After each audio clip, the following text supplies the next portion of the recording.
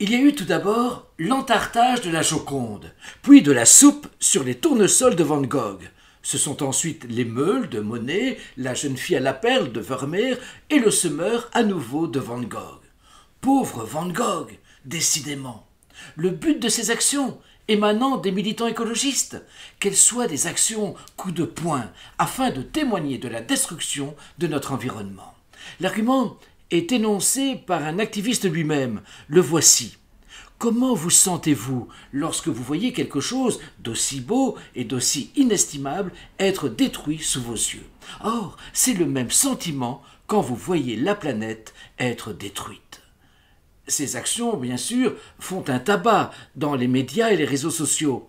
Sur ce plan, l'objectif semble être atteint par les militants puisqu'il s'agit de sensibiliser un maximum de personnes. Cependant, quand on lit les différents commentaires outrés, il apparaît que l'action, à proprement parler, se révèle plutôt contre-productive. Tentons de nuancer au maximum. Tout d'abord, l'acte n'est pas un acte de vandalisme. Dans le vandalisme, c'est la connotation de l'œuvre elle-même qui est atteinte. Or, ici, cette intégrité n'est pas atteinte, puisqu'une vitre a toujours fait en sorte qu'il n'y ait aucun impact sur l'œuvre à proprement parler. Ce n'est pas non plus de l'iconoclasme. Dans l'iconoclasme, on détruit une image qui est, par exemple, celle de Jésus, parce que Jésus est en partie du moins cette image, et que si Jésus est Dieu, on ne peut, eu égard à cette croyance, représenter Dieu. Concrètement, c'est plutôt le lien entre l'action et les revendications qui pose problème. Le sémiologue François Jost, dans une interview sur BFM TV, énonce ceci. On ne distingue pas de logique à ce type d'action. Abîmer, ou faire semblant d'abîmer un tableau et abîmer la nature, ce sont deux choses totalement différentes. Comment dès lors, énonce toujours François Jost, soutenir ce qui ne fait pas sens? Il y a donc pour lui aberration entre le geste d'une part et le discours d'autre part. À cela vient s'ajouter le fait que ces œuvres d'art, pures et fragiles par essence, ne peuvent pas se défendre.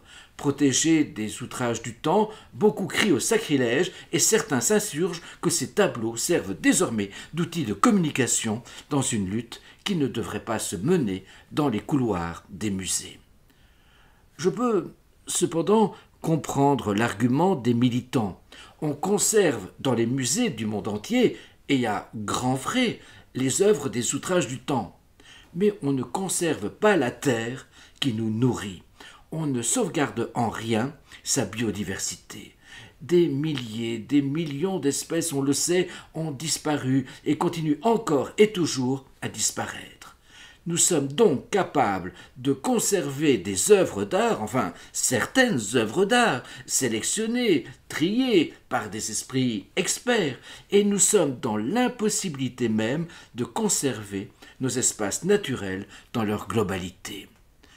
Aussi, même si je suis un grand défenseur de l'art en général et de tout art en particulier, force m'est de reconnaître qu'un tableau, quel qu'il soit, ne vaudra jamais la survie de l'humanité. Force m'est tout autant de reconnaître qu'un seul tableau ne pourra jamais avoir autant de prix qu'un repas quotidien et une habitation digne de ce nom pour l'ensemble des 8 milliards de femmes et d'hommes de cette planète, ce qui est loin d'être le cas aujourd'hui. Un tableau dont à nouveau je vante le caractère tout à fait fondamental et partie constitutive de notre essence humaine, comme tout art, n'aura jamais autant de prix que la suppression de toute famine et de toute pauvreté.